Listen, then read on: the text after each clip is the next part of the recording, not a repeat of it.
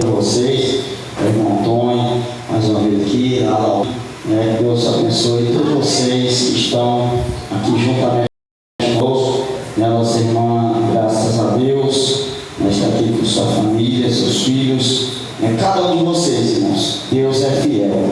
Ezequiel 21, a espada do Senhor, glória a Deus.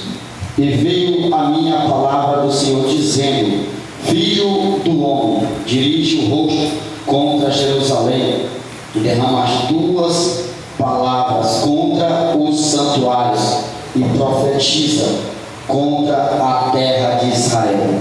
E disse a terra de Israel: assim diz o Senhor, assim diz o Senhor, eis que sou contra ti, e tirarei a minha espada da varinha e exterminarei do meio de ti o justo e o ímpio. Amém, irmãos? Poderíamos assentar, louvando e bendizendo o nome de Jesus Cristo, que é fiel, que é poderoso, que há de vir.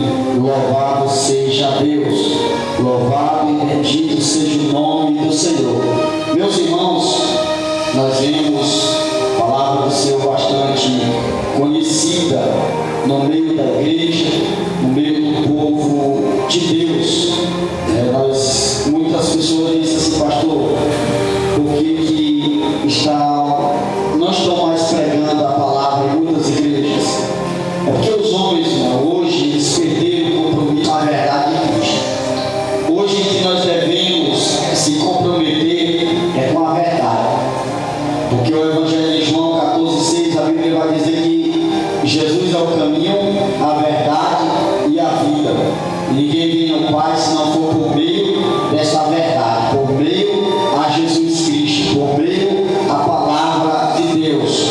Muitas pessoas estão pregando o Evangelho fácil, porque acham que não é preciso mais anunciar o Evangelho de Cristo, anunciar as boas novas, porque a Bíblia vai nos dizer, irmãos, que o Evangelho de Jesus Cristo são boas novas, aleluia, ou seja, são coisas novas para toda a criatura, para todos que nele, quando crê na promessa da sua vida, aleluia, louvado seja Deus.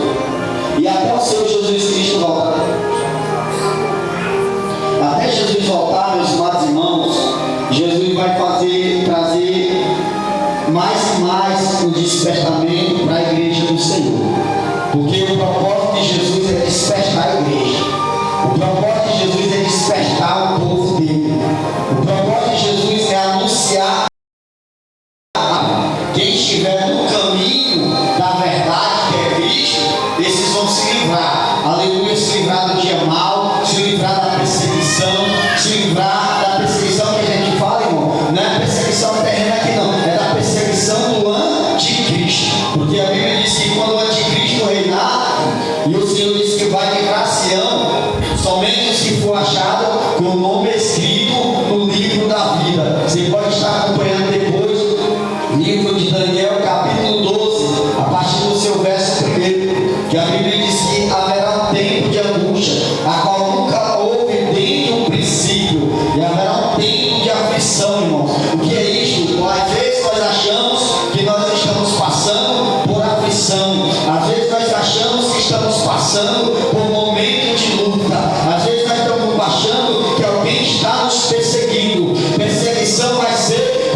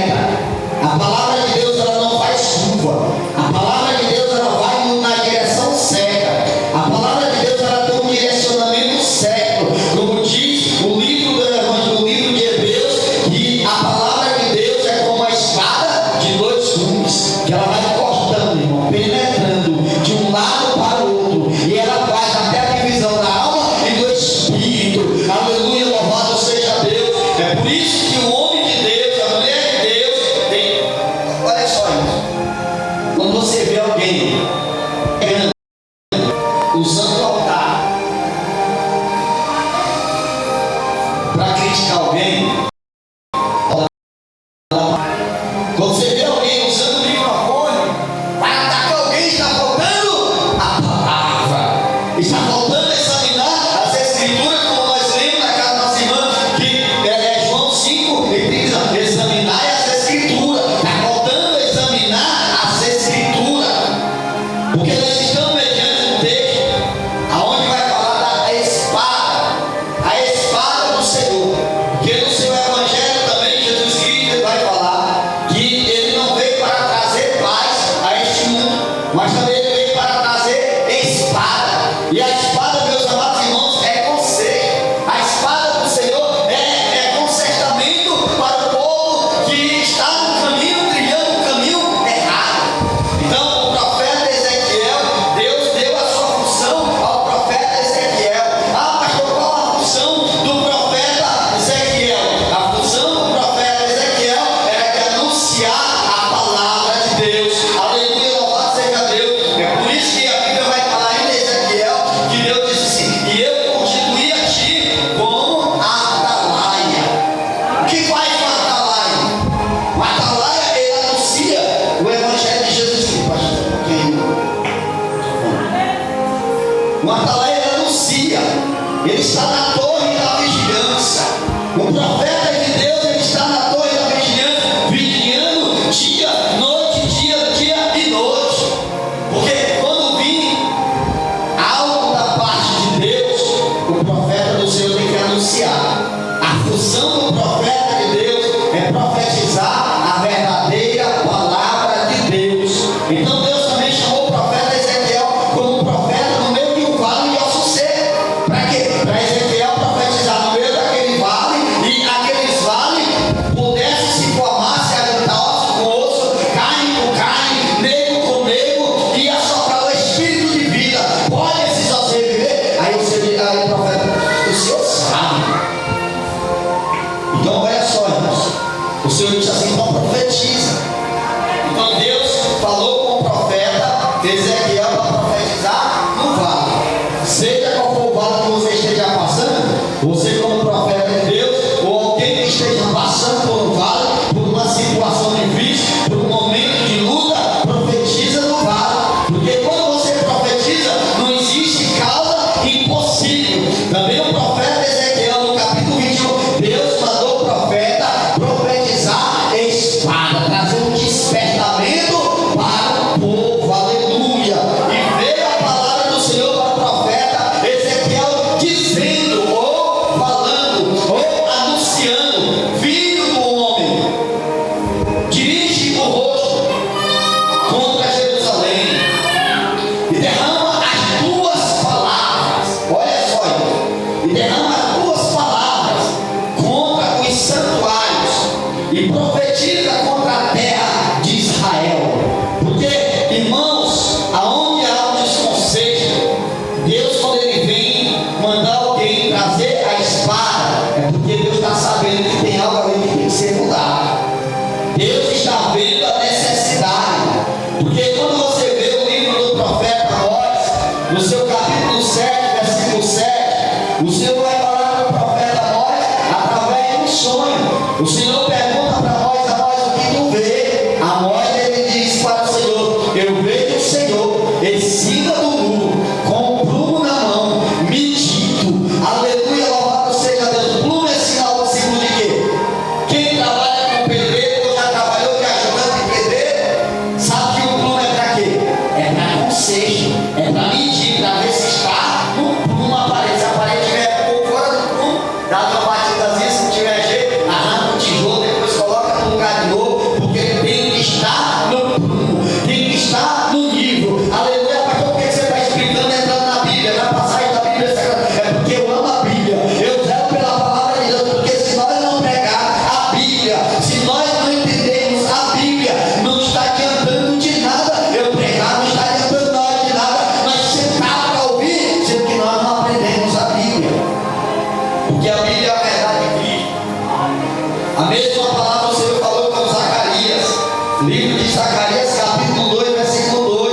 O Senhor pergunta para Zacarias: Zacarias, o que tu vês? Olha só, já um pouco diferente de Amós, mas o sentido da palavra é o mesmo. Ah, Senhor, eu vejo o Senhor medindo Jerusalém ponta a ponta, para saber qual é o seu tamanho e qual é a sua largura. Deus conhece a atitude do povo dele. Deus conhece a humanidade. Deus conhece a igreja. Somos nós juntos, reunidos em nome de Jesus Cristo. É por isso que a Bíblia sempre vai nos falar: vindo congregarem-nos todos os moradores da terra. Para quê? Para podermos ouvir a palavra e aprender a palavra, andar por meio da palavra, examinar a palavra, se alimentar da palavra, ser fortificado pela palavra. Porque hoje nós estamos vendo profetas de tudo que é jeito, profetizando engano, mentira. É por isso que nós estamos vendo uma classe de pessoas fracas, que não têm fortaleza, pessoas que não creem mais no poder de Deus, pessoas que não creem mais na cura, pessoas que não creem mais em libertação, pessoas que não creem mais no Evangelho de Jesus Cristo. Acha que apenas ir para casa e pronto, mas tem que ter uma vida de santidade diante de Deus. E o homem de Deus também, que prega a palavra de Deus, que fala de santidade, tem que viver a santidade também. Porque a palavra de Deus, antes dela ser direcionada para vocês, a palavra de Deus primeiro tem que vir para mim. Primeiramente, a palavra tem que começar cortando o altar. Porque, irmãos, olha só, quando alguém forma ali uma fogueira ali, pega um palito, risca ali a fogueira, toca fogo na fogueira, começa por quê? Começa a fogueira ali no altar. A lenha começa por uma lenha. Aí, ou seja, você vai acender e depois vai se acender. Um começa a dar uma glória de um lado, outro começa a dar uma glória de outro, um começa a buscar de um lado, outro começa a buscar de outro, um começa a citar glorificar o nome de Jesus de um lado, outro de outro, um diz aleluia, outro diz glória a Deus, e assim vai acendendo a chama do Espírito Santo no meio do povo de Deus. Por isso que quando eu pego a palavra e depois eu vou refletir na palavra, eu chego em casa, eu deito e eu digo: Deus, aquela palavra ali foi para mim. Eu preciso mudar, eu preciso me consertar. Porque a palavra crente, irmão, está cheia no mundo geral. Aonde você vai, você vê crente para tudo que é lado. Você vê crente saindo de tudo que é lugar errado. É crente. Quem somos nós para julgarmos? Nós temos que pregar a verdade de Cristo. É por isso que muitas vezes nós encontramos muitos pastores frustrados, com menos, porque muitas das vezes ele prega a palavra de Deus e ele não pratica aquela palavra, e o membro cobra dele e ele não aceita ser cobrado. Porque se eu pregar a palavra de Deus e eu fazer algo de errado, os irmãos têm o direito de cobrar. Os irmãos têm toda a liberdade de chegar para mim: pastor, aquilo ali que você falou, e hoje você está fazendo igual que você pregou contra. Me explica com esse negócio aí. E a pessoa tem que fazer o quê, irmão? Eu, como homem de Deus, eu tenho que aceitar a correção, examinar minha vida, ver se eu estou correto diante de Deus ou não. Porque para mim pregar qualquer palavra aqui, irmãos, eu vou orar a Deus, eu vou dizer: Deus, eu estou apto para pregar essa palavra ou não, Senhor?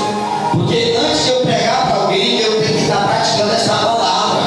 Então a palavra do Senhor diz assim: filho do homem, dirige o rosto contra Jerusalém e derrama as tuas palavras contra os santuários e profetiza contra a terra de Israel. Porque o profeta, meu irmão, não pode ter medo de profetizar a palavra, não.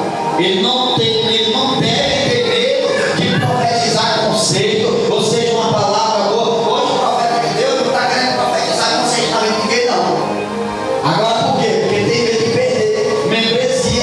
Porque perdendo membresia vai perder isso aqui, ó, recurso financeiro. Olha só, hoje os profetas querem chegar profetizando, aí a pessoa chega toda desconcertada. Aí chega da seguinte forma: filho, Deus está se agradando de ti. Deus, Ele está amando o teu jeito. Você continua dessa forma. Às vezes a pessoa fez tudo que é errado, é rebelde, desobediente a Deus, desobediente ao pai, desobediente à mãe.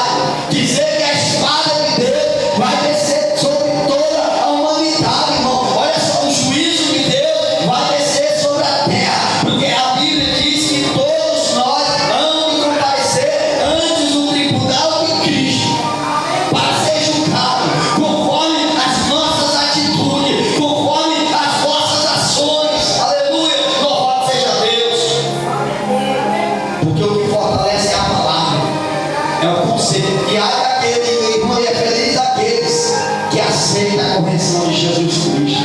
É feliz daquele, como diz o livro de Timóteo, capítulo 3, que chegaria com o povo não ia suportar a sã doutrina. É feliz daquele que suporta a sã doutrina, não doutrina de homem, porque a doutrina de homens mata, mas a doutrina de Cristo ensina. A verdade de Cristo fortalece o crente.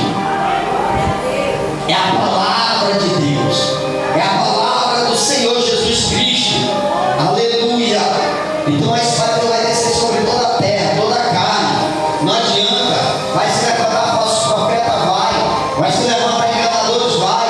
E um dos sinais que a gente sabe do falso profeta, a primeira coisa, eu não sei se alguém de vocês já viu, eu creio que já ouviu, porque isso tem demais em muitos lugares. Um dos sinais dos falsos profetas, que a primeira coisa que o falso profeta ele chega para a pessoa e diz assim: olha, Deus me revela a tua intimidade comigo. Primeira coisa, intimidade é coisa que é íntima. Intimidade, Deus não revela a sua intimidade com ninguém. Primeiro fato, você tem uma intimidade, eu tenho uma intimidade no meu conjunto. Você tem uma intimidade com o teu esposo, o esposo tem intimidade com a esposa. Ele vai contar a intimidade dele para outras pessoas? Não vai. A mesma coisa é quando a gente tem uma intimidade com Deus. Temos um secreto com Deus, é algo que é secreto, algo que a gente conta só para Deus e mais ninguém. Porque aquilo que você coloca nas mãos de Deus, ninguém mais pode saber, porque Deus não vai revelar para ninguém. Olha só, por isso que Paulo disse assim, falou sobre o espinho da carne. Ele estava falando para o Senhor do espinho da carne dele. Será que o Senhor não sabia o espinho da carne de Paulo? Deus sabia.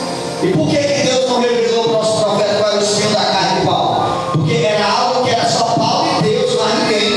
Porque tem coisas que é só você e Deus e mais ninguém. Porque tem coisas que Deus vai tratar só com você e ele e pronto, e mais ninguém.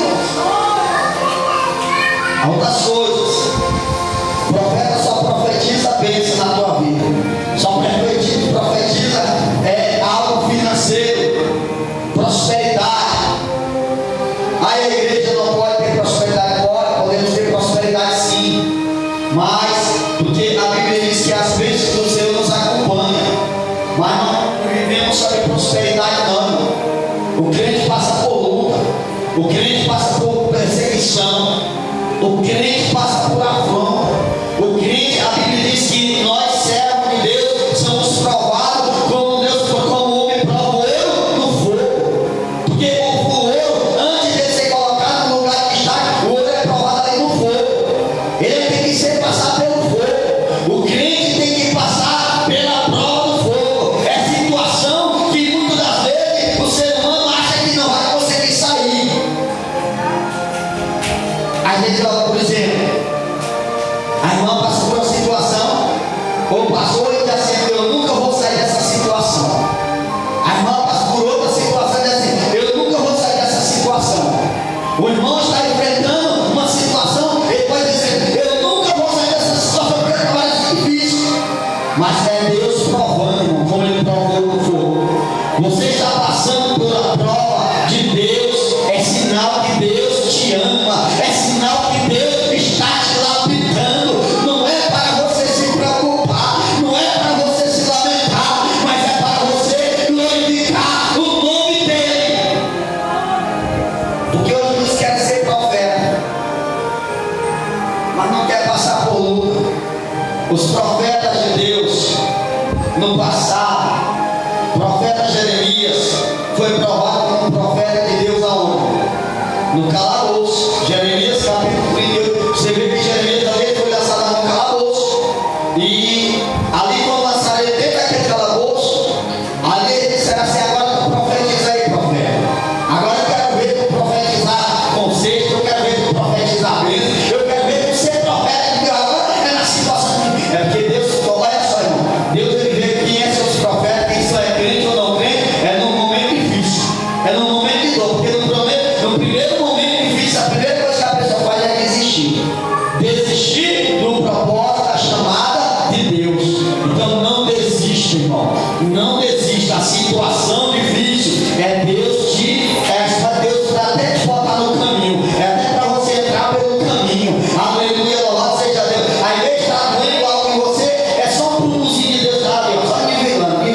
Você para quê? Para você ficar firme no caminho do Senhor Jesus Cristo. A gente viu uma enfermidade, uma dor, é para você lembrar o nome de Deus, clamar o nome dele e pedir a cura a ele. E ele diz: agora tu clamou meu nome, eu vou trazer a cura, eu vou trazer a libertação, eu vou trazer o avivamento. E para os que não creem, para os que não querem buscar, é espada, irmão.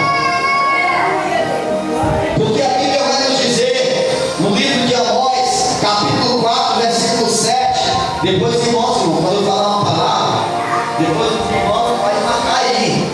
Porque primeiro a gente tem que pegar desse seu pai, pegar a canetinha, marcar, né? Pode botar de cola, marcar no celularzinho aí. Marca porque é bom, irmãos, porque às vezes eu posso errar um versículo. E os irmãos, se eu chegar a errar, pastor, não era em Amós 4 e 7, não. Era minha palavra tal. Então é por isso que nós temos que acompanhar a Bíblia. Porque por isso que muitos hoje são enganados por aí afora. Porque o profeta está ali profetizando, mas não estão acompanhando a Bíblia, a palavra de Deus. Então, no livro de Amós, capítulo 4, versículo 7, a Bíblia vai nos dizer que o Senhor, ele não fará nada.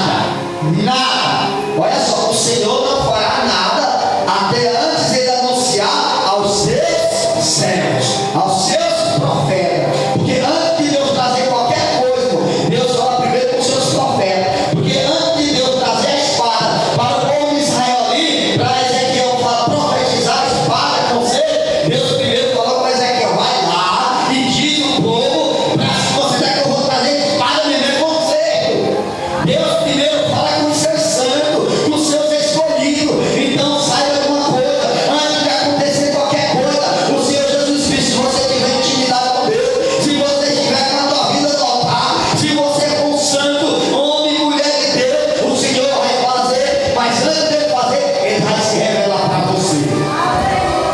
É a Bíblia Sagrada que nos diz, irmão. É a palavra de Deus que nos ensina. É por isso que eu amo pregar a verdade, que é para quando o crente sair daqui, vai ser cheio da verdade de Cristo, da palavra do Senhor, que salva, que cura, que liberta, que transforma, que muda o homem, que muda o caminho, que transforma o caráter do ser humano. Porque Deus não tem dia, irmãos, certo para ele libertar. Deus não tem um dia certo para ele curar. Deus não tem dia certo, momento certo, aquele dia assim marcado, eu vou curar tal dia. Não. Se Deus quiser curar agora, ele cura agora. Se Deus quiser libertar agora, ele liberta agora. Se Deus quiser transformar, ele transforma agora. Porque tudo está no momento, no querer de Deus, na vontade de Deus. Se fosse pela nossa vontade, saía tudo errado, tudo desconcertado. Mas a vontade de Deus, as coisas de Deus é completa. As coisas de Deus é tudo certinho. É tudo com a ordem de decência, com a organização. Aleluia, louvado seja Deus. Estou falando de ordem de decência. Às vezes eu posso dizer assim: a casa de Deus tem que ter ordem e decência. Aí a pessoa chega e vai olhar para mim: eu não tenho ordem e decência. Eu estou todo desconcertado, todo desmantelado, como livro. Aí como é que eu vou dar uma ordem? Então, meus amados irmãos, foi o que eu falei. Hoje muitos não querem ser corrigidos porque é pregador, porque é pastor, porque é obreiros, que é isso e aquilo. Não, irmãos. A Bíblia diz que nós temos que exortar uns aos outros, mas com isso aqui, ó, com a verdade, com a palavra de Cristo. Porque nesses últimos dias o caminho está se estreitando de todo dia. Todo dia. Os irmãos que assistem jornais, que eu acho que mais que quando eu fui para frente de uma televisão,